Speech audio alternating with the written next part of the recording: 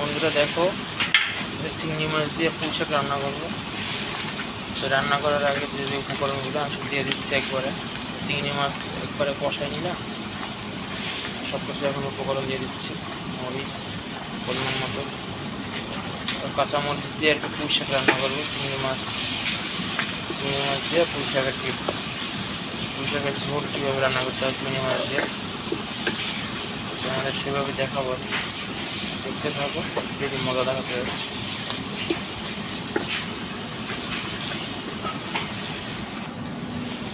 তোমরা চাইলেও এইভাবে পুঁই শাক রান্না করতে পারো। তো চিংড়ি মাছটা কষায় নিচ্ছি আগে, কষানোর পরে এখন পুঁই শাকটা রেখে এই কষানোর ভিতরে পুঁই শাকটা দিয়ে দিলাম। ভালো করে ধুয়ে নিব পুঁই শাক, সুন্দরভাবে মাছটার সাথে মিশিয়ে দিব একবারে, ভালো মাখো মাখো মাখো মাখো হয় আর কি, কোথাও শুকনো না থাকে।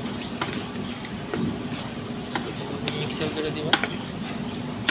দেখো চিংড়ি মাছ সাইজটা দেখো কত বড় সাইজ, দেখছো বন্ধুরা কত বড় সাইজ। বড় বড় চিংড়ি মাছ নিবা, তারপরে তোমার সুন্দর করে রান্না করবো। দেখো অনেক দেখাচ্ছি কত ধরনের মজাদার রান্না। দেখো অনেক দিদিরা আসো, ভাই বোনেরা অনেকে আসো, যারা দিদিরা আসো, যে রান্না করতে পারো না সুন্দরভাবে। প্রথমে তোমাদের রান্নার উপকরণের কথাটা বলে নিই, তখন আগে দিয়ে দিচ্ছি।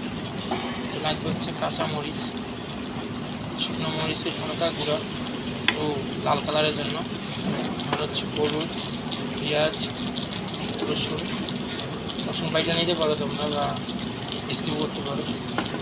আর হচ্ছে তোমার চিংড়ি মাছটা আগে প্রথমে তেল আর পেঁয়াজ তোমার সুন্দর করে কষাই নেব। শুকনো কাঁচামরিচটা ভেজে নেওয়ার পরে তারপরে তোমার দিয়ে দেবো হচ্ছে চিংড়ি মাছ তার ভিতরে, তারপরে একটা লবণ অ্যাড করবো। সুন্দরভাবে দাঁড়িয়েছিল স্বাদ মতো লবণ করে নেওয়ার পরে দেখবা যে পুরো একদম মাখো মাখো হয়ে গেছে, মানে কষানো হয়ে গেছে তোমার চিংড়ি মাছটা। তখন পুঁই শাকটা দিয়ে দিবে, পুঁই শাকটা দিয়ে এখন দাঁড়িয়ে ছেড়ে নেবে। তো দাঁড়িয়ে ছেড়ে নেওয়ার পরে তারপরে তোমরা ঝোলের পানি অ্যাড করে দেবে। পুরো মিক্সড হয়ে গেলে ঝোলের পানি অ্যাড করে দেবে। ঝোলের পানি অ্যাড করে দেওয়ার পরে এইভাবে দিচ্ছি। দেখো বন্ধুরা ঝোলের পানি অ্যাড করে দিলাম। তো তোমাদের পরিমাণ মতো নিবা, আমি আমার পরিমাণ মতো নিলাম। তোমাদের পরিমাণ মতো নিয়ে হয়ে গেল।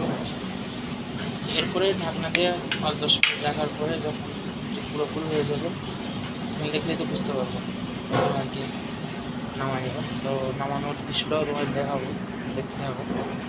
যখন তরকারি হয়ে যায় তখন নামাবো, তোমার দেখাবো। তো বন্ধুরা দেখো কত সুন্দর তরকারি হয়ে গেছে, কত সুন্দর কালার আসছে। তো ধনিয়া পাতা দিয়ে দিচ্ছি। আচ্ছা তরকারি হয়ে গেছে, তো দেখো ধনিয়া পাতা দিয়ে দিচ্ছি আপাতত।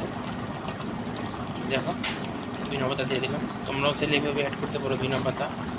এখন শীতকাল, তো এখন তো ধনিয়া পাতা অ্যাভেলেবেল পাওয়া যাচ্ছে। এখন তো মালয়েশিয়াতে আমরা 12 মাসেই তোমার ধনিয়া পাতা পাই। তোমরা তো বাংলাদেশ বা ইন্ডিয়াতে 12 মাস পাবে না, তোমরা হচ্ছে সিজনাল পাবা আর কি। যাই হোক, তো দেখো বন্ধুরা কেমন হলো আমার তরকারি রান্না শেষ।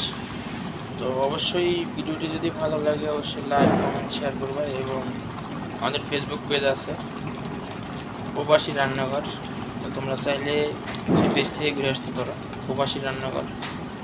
তো আশা করি ভিডিওটি তোমাদের ভালো লাগছে। তো আজকের মতো বিদায় নিচ্ছি, আল্লাহ হাফেজ।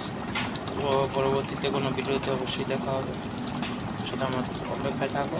এবং চ্যানেলটি নতুন হলে সাবস্ক্রাইব করবে, যারা পুরনো আছেন অবশ্যই লাইক কমেন্ট শেয়ার করবে। ধন্যবাদ সবাই।